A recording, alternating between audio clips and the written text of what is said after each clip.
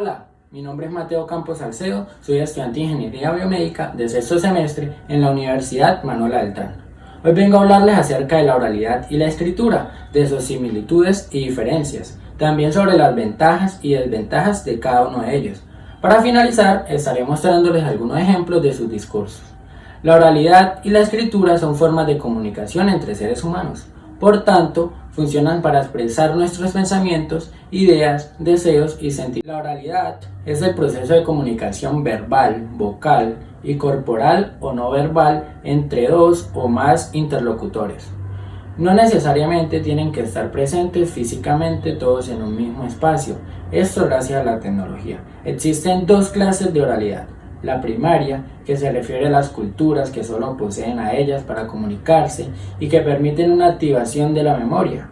Las culturas orales tienen un conjunto de conocimientos, hábitos, tradiciones, representaciones, símbolos y significaciones que permiten descubrirlas. La oralidad secundaria es la que manejan culturas avanzadas que poseen escritura. Esta se ha convertido en soporte de la memoria.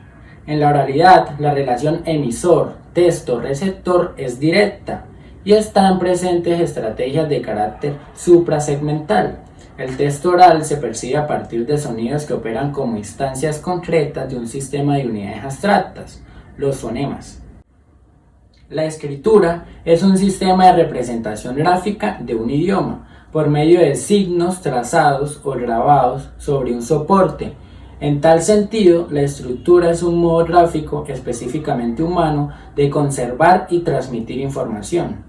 Como medio de representación, la escritura es una codificación sistemática, signos gráficos que permiten registrar con gran precisión el lenguaje hablado por medio de signos visuales, regularmente dispuestos. Obvia excepción a esta regla es la bastante moderna escritura braille, cuyos signos son táctiles. La escritura se diferencia de los pictogramas en que estos no suelen tener una estructura secuencial lineal evidente. Existen dos principios generales en la escritura.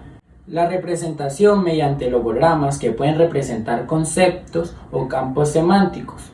La codificación mediante grafemas que representan sonidos o grupos de sonidos, pudiéndose distinguir entre sistemas puramente alfabéticos, abugidas, silábicos o mixtos. La capacidad de comprender discursos escritos es diferente a la de comprender discursos orales. Una comprensión entre ambos permite explicar las dificultades presentes en el proceso de la lectura de la escritura. El discurso oral es el género más exigente de la comunicación. A la riqueza del contenido añade la elegancia verbal y el esfuerzo de los elementos no verbales. La finalidad del orador es convencer de una idea a su auditorio. Por otro lado, el discurso escrito, donde el emisor produce un texto en un proceso de comunicación usando el código lingüístico oral y escrito, es considerado un discurso escrito. El texto constituye la unidad del análisis de los estudios del discurso.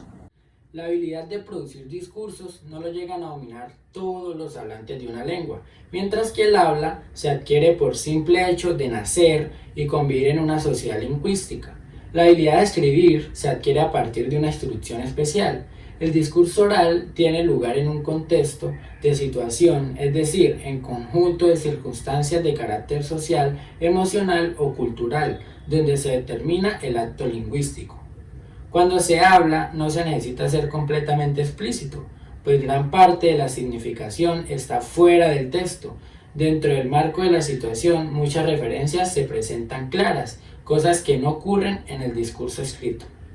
Un claro ejemplo es cuando el emisor habla mientras señala algo, y el receptor entiende perfectamente lo que le quieren decir, pues el contenido proporcional de ese enunciado está ligado a otro que procede. Se refiere a algo evidente para el emisor y el receptor.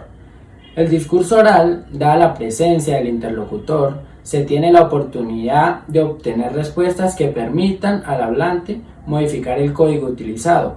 Es decir, se presenta una interacción continua y un proceso de feedback que funcionan como refuerzos positivos o negativos para los interlocutores. El discurso oral no solo se produce significación mediante las palabras, sino también con el cambio de ritmo mediante las pausas de tonos, velocidad de gestos y movimientos.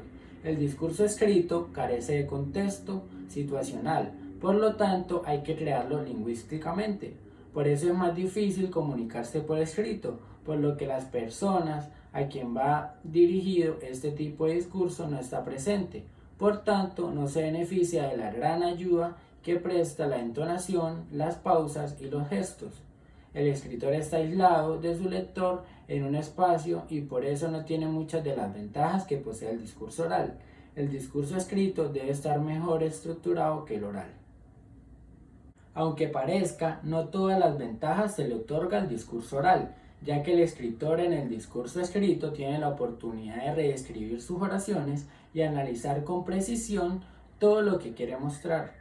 El lector puede leer varias veces con la seguridad de que nada de lo que está escrito cambiará, cosas que no se puede disfrutar en la escucha. Existen más diferencias entre el discurso oral y el discurso escrito, pero las mencionadas se puede concluir que las oraciones en el discurso escrito no se construyen con los mismos criterios con que se producen las emociones del discurso oral.